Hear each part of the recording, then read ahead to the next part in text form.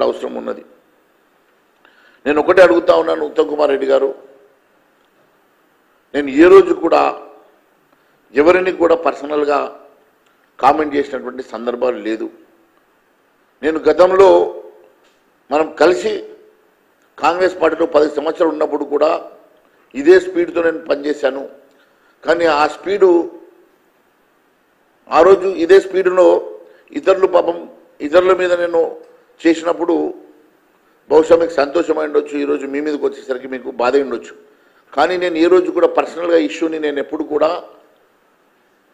ఎవరిని కూడా పర్సనల్గా విమర్శించిన సందర్భము లేదు. నేను గతంలో మాట్లాడినటువంటి ఏ విమర్శ అయినా కూడా రాజకీయ విమర్శ, నేను బాధ్యతాయుతంగా శాసనసభ పక్ష నేతగా, భారతీయ జనతా పార్టీ శాసనసభ పక్ష నేతగా మాత్రమే ఈ రాష్ట్రంలో జరుగుతున్నటువంటి అవినీతి మీద, ఈ రాష్ట్రంలో జరుగుతున్నటువంటి అన్యాయాల మీద మాత్రమే నేను మాట్లాడుతూ ఉన్నాను.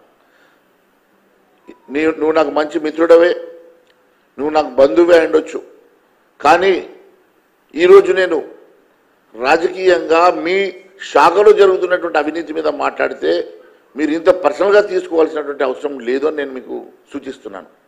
మీరు పర్సనల్గా తీసుకుంటే నాకే నష్టమేం లేదు. నేను కూడా మీలాగా పర్సనల్గా తీసుకుంటే మీరు చాలా నష్టపోయే ప్రమాదం ఉన్నది. దయచేసి పర్సనల్గా వెళ్ళాల్సిన అవసరం లేదు. అంతేకాకుండా ఇప్పుడే నేను చెప్పినటువంటి మెమోరాండం ఏదైతే మీరు 2007 రూపాయలకు టెండర్ వాళ్ళకి ఇస్తే వాళ్ళతోటి పాపం రైస్ మిల్లర్ను భయపెట్టి మీరు ఏ రకంగా 2223 రూపాయలకు ఎంఓయు 100 రూపాయల స్టాంప్ పేపర్ మీద ఎంఓయు రాయించారో దాన్ని నేను బయట పెడతా ఉన్నాను. ఇక చూడండి, ఇక్కడ 2223 రూపాయలకి 2007 రూపాయలకు అంటే మీరు ప్యాడీ వద్దు నాకు డబ్బులు కావాలని చెప్పేసి అది కూడా 4 ఇన్స్టాల్మెంట్ ఇచ్చారు. సరే, టెండర్ ఇచ్చిన వాళ్ళకి మీరు సమయం 90 రోజులు ఇస్తే ఈయన 4 ఇన్స్టాల్మెంట్ ఎట్లా ఇచ్చిండు అంటే ఆయనకు ముందే తెలుసు ఆయనకు ఎక్స్టెన్షన్ వస్తుందని. ఏ టెండర్ అయితే మీరు 90 రోజుల గడువు ఇచ్చారో ఆ టెండర్ తీసుకున్న ఆయన వీళ్లకు 4 నెలల సమయం ఇచ్చిందంటే దీని వెనుక అది కూడా 4th ఏప్రిల్ రోజు ఇచ్చిందంటే ఆయన సెప్టెంబర్ వరకు సమయం ఇచ్చిండు.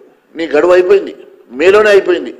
మేలో గడువు అయిపోతే నువ్వు ఏప్రిల్లో ఇంకా వారికి 4 నెలల సమయం ఇచ్చినావంటే ఇంకా నీకు ఎక్స్టెన్షన్ ఆల్రెడీ నీకు అష్యూరెన్స్ వచ్చినట్లుగానే నేను భావిస్తున్నావా?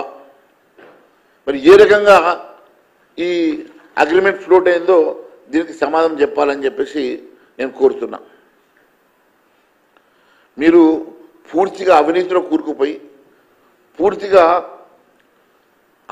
కూరుకుపోయినటువంటి ప్రభుత్వం ఎన్ని రకాలుగా మీరు కడుక్కునే ప్రయత్నం చేసినా దాంట్లో నుంచి మీరు బయటపడే సమస్య లేదు.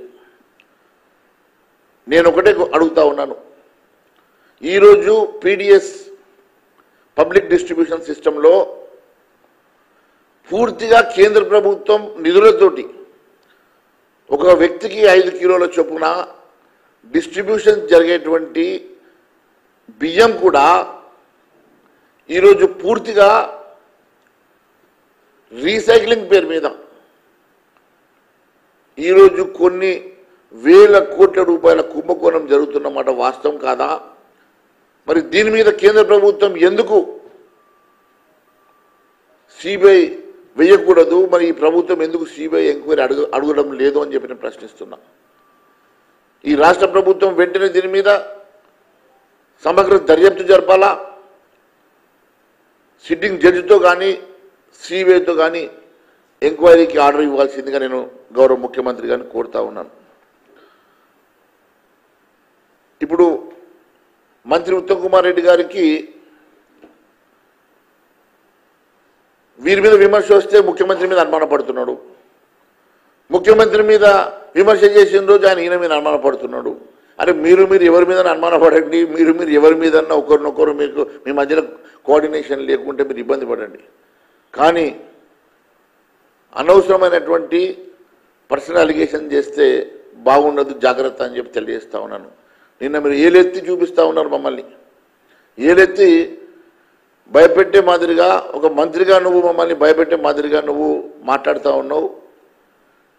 మీ కుందేల సప్పుడుకు భయపడేటోళ్ళు ఇక్కడ ఎవరు లేరు.